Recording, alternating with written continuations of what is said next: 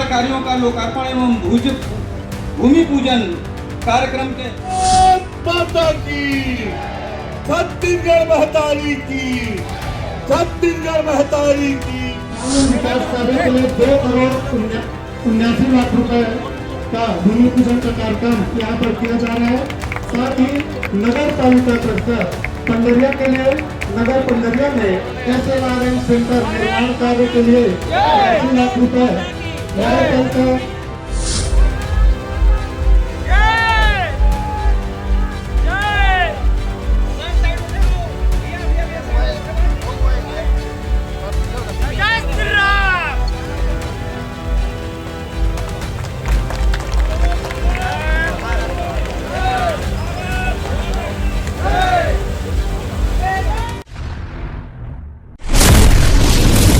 और मैं बचपन ले पंडरिया आत रहे हूं, चाहे विद्यार्थी परिषद के काम से, चाहे ये कुंडा के इलाका ये आसपास के गांव जब मुंगेली विधानसभा में आत रही थे वो समय में, तब से आत रहे हो। अभी 2 साल बाद आए हो। अब भावना दीदी के भावना बनत नेरी से बुलाए के अभी बनी से तो आए हो। आज आके मोला इसे लगा थे कि मैं अपन घर परिवार के बीच में आए। मैं नमन करत हूं हम सब जेकर मार्गदर्शन में पले बढ़े हैं। ऐसे आदरणीय रामलाल जैन जी के मैं स्मरण करना चाहत हूं। मैं स्मरण करना चाहत हूं आदरणीय अंबिका दास शर्मा जैसे हमारे वरिष्ठ नेता मन के जिकर मार्गदर्शन में हमन राजनीति सीखे। ये पंडरिया के धरती वास्तव में जनसंघ और भाजपा के एक प्रखर केंद्र रहे। मोर सौभाग्य है कि बचपन से यहाँ मोर आना जाना रहे। आज जब अतेक बड़े जन समुदाय देखत हूँ, ऐसे लगा थे कि मैं आज अपन परिवार के बीच में आए हूँ। मैं भावना दीदी ले बहुत धन्यवाद देता हूँ कि आज मोला अपन अतेक बड़े परिवार से मिले के अवसर दे। आज 20 करोड़ के लगभग काम के लोकार्पण भूमि पूजन पंडरिया वाले मन तो इसे लगते मोला कि तरस के रही हो अतेक बड़े संख्या के राशि के काम के लोकार्पण और भूमि पूजन ला सुने पर और आज प्रत्यक्ष रूप से अतेक जन देखे बर आए हो। मैं आप सब जन ला बहुत बधाई और शुभकामना दे।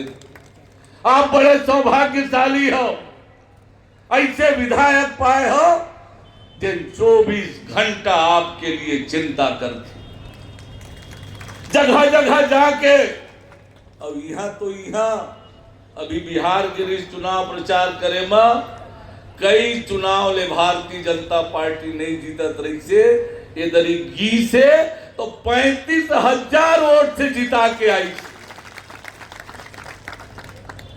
ऐसे ला आप विधायक चुने हो तो आप सौभाग्यशाली हो। आज जो ये पंडरिया क्षेत्र में विकास के गंगा बहा थे, ये जागरूक जनप्रतिनिधि के मेहनत के परिणाम है। आज पंडरिया में नगर पंचायत पांडातराई और पंडरिया नगर पालिका नगर पंचायत के विभिन्न कामों का, विकास के विभिन्न कामों का लगभग 20 करोड़ रुपए से की राशि का लोकार्पण और भूमि पूजन संपन्न हुआ है। भव्य भारत माता चौक का निर्माण हुआ है, चौपाटी का भी निर्माण हुआ है जिसका लोकार्पण हम लोगों ने किया है।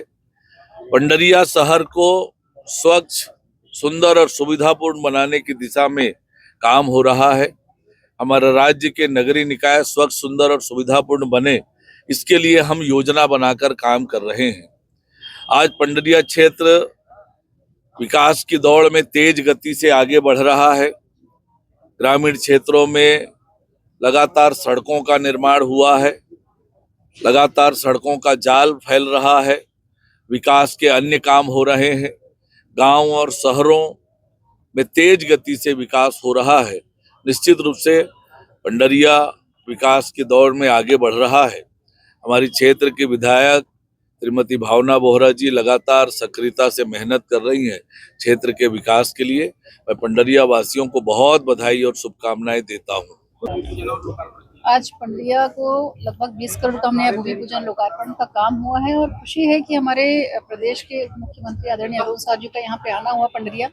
और पंडरिया और लोरमी दोनों पड़ोसी विधानसभा है, तो इसलिए लोगों को खुशी ज्यादा थी आदरणीय अरुण साहब जी के आने से। और पंडरिया की बहुप्रतीक्षित जो मांगे थी, चाहे भारत माता चौक की बात करें, चौपाटी की बात करें, या विभिन्न जो कार्य जिनका लोकार्पण हुआ है और आने वाले समय में और जो मांगे हैं उनके लिए भी आदरणीय मुख्यमंत्री जी ने लगभग 4 करोड़ की सौगात और पंडरिया के वासियों को दी है। तो खुशी है और यही कहेंगे कि जिस तरीके से विष्णु साई जी की सरकार, चाहे ग्रामीण क्षेत्र हो चाहे शहरी क्षेत्र हो, निरंतर नई नई सौगातें हर व्यक्ति के लिए, हर क्षेत्र के लिए विकास की नई सौगातें आ रही है और इसी तरीके से आगे भी अभी कार्य जारी रहेगा। कहाँ तक ले जाना है पंडरिया विधानसभा, कहाँ तक ले जाना है और क्या क्या चीजें होनी?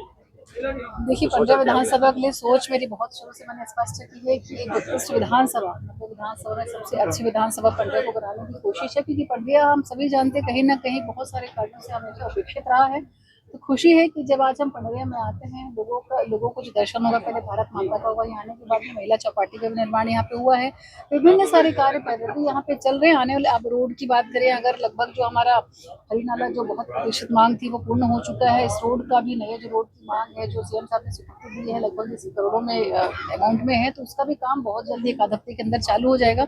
कुंडा क्षेत्र में अगर हम देखिएगा, आज वहाँ भी लगभग रोड की पूरी जाले बिछ चुकी है। मुख्यमंत्री सड़क विकास हो चाहे प्रधानमंत्री सड़क योजना के तहत हो, कोई कुकदूर सिंदूर खार से लेकर के कुंडा रणवीरपुर से लेकर के हर जगह रोड का पूरा जाल बिछा है। अधोसंरचना के कार्य लगातार हम सबको दिए जा रहे हैं। तो खुशी और विश्वास है कि जब 5 साल का कार्यकाल हमारी सरकार का पूरा होगा तो हम सब संतुष्ट रहेंगे कि हमने अपने क्षेत्र में विकास किया है और जनता ने जिस भरोसे से सरकार को सत्ता में लाया है, सरकार बिल्कुल की अपेक्षाओं पर खरी उतर रही है। लोग कह रहे हैं कि उत्कृष्ट विधायक का उत्कृष्ट विधानसभा का पंडरिया बनने जा रहा है। देखिए, मुझे बहुत खुशी होगी अगर ऐसे लोगों का कहना है, क्योंकि उनका ये विश्वास है जो उन्होंने हमारे मुख्यमंत्री विष्णु साई जी पे और भाजपा की सरकार पे और एक विधायक के नाते मुझ पे यहाँ पे दिखाया। तो कोशिश यही रहेगी कि 90 विधानसभा में नंबर 1 विधानसभा हमारा पंडरिया है।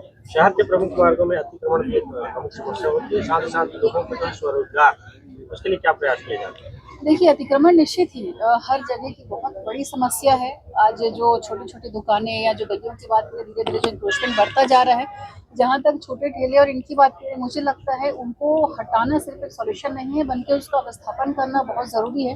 नगर पालिका के साथ बैठ करके पहले यही संरचना की जा रही है कि उनको अगर हटाएंगे तो उनकी रोजी रोटी जो नुकसान होगा तो उसको हम कहाँ विस्थापित करें, ताकि हमारा अतिक्रमण भी हट जाए और साथ में उनके रोजगार, उनकी रोजी रोटी को भी नुकसान न हो।